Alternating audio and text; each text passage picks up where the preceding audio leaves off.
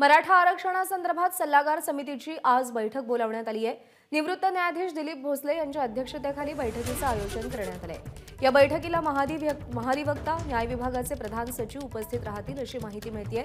सकाळी 11 वाजता बैठकीला सुरुवात होईल। मराठा आरक्षणासंदर्भात पुढची वाटचाल नेमकी कशी असावी यावरती या बैठकीदरम्यान चर्चा होणार।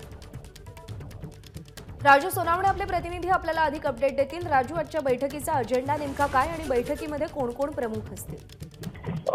पाहतो आपण मराठा आरक्षण मिळवण्यासाठी जे आहे ते मागासवर्ग आयोगाकडनं सर्वेक्षण सुरुवात केलेली होती। 23 जानेवारीपासून ही सुरुवात केलेली होती।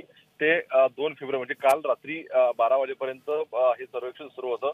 हे सर्वेक्षण पूर्ण झाल्यानंतर आज सकाळी 11 वाजता सल्लागार समितीची जी आहे ती बैठक बोलवलेली आहे। त्यामध्ये माजी न्यायाधीश आहेत, त्याचप्रमाणे मागासवर्ग आयोगाचे सदस्य असणार आहेत आणि इतर सदस्य जे आहेत ते सुद्धा असणार आहेत।